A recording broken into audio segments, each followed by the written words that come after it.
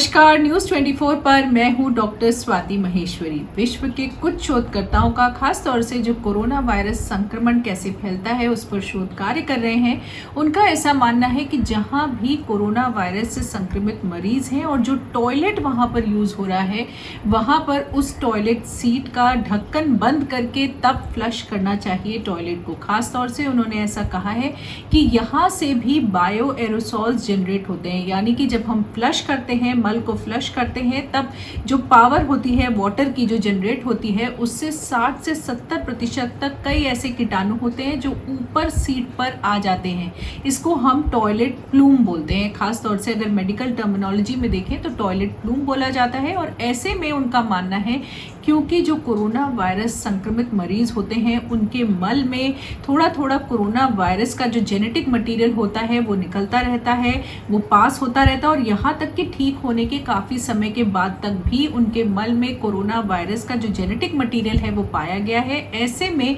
उनका खास तौर से ये मानना है कि जब भी ऐसे लोग टॉयलेट को यूज़ कर लें उसके बाद उन्हें ढक्कन उसका बंद करके तब उसको फ्लश करना चाहिए, ताकि उससे जो एरोसॉल्स जनरेट होते हैं वो ऊपर की सीट पर ना आए, वो कीटाणु वहाँ सीट पर ना आए और कोई दूसरा व्यक्ति जब उस टॉयलेट को यूज़ करे तो उसे संक्रमण की संभावनाएं ना हो। वैसे सीडीसी ने खास तौर से ये बात बोली है कि मल के द्वारा, मनुष्य के मल के द्वारा एक व्यक्ति से दूसरे व्यक्ति को कोरोना वायरस संक्रमण नहीं होता, लेकिन सीडीसी का भी ये कहना है कि ऐसे एहतियात बरतने में कोई प्रॉब्लम नहीं है और ये अच्छा ही होगा अगर लोग इस तरह से टॉयलेट की सीट बंद करके तब उसको यूज़ करें, तब उसको फ्लश करें, तो ये एहतियात बरतने में कोई नुकसान नहीं है, ऐसा सीडीसी का भी कहना है। जबकि मैं ये बात दोबारा दोहरा देती हूँ कि सीडीसी ने खास तौर से ये बात बोली है कि मल के द्वारा एक व्यक्ति से दूसरे व्यक्ति को कोरोना वायरस संक्रमण अभी तक नहीं देखा गया है और इस तरह की कोई पुष्टि नहीं हुई है,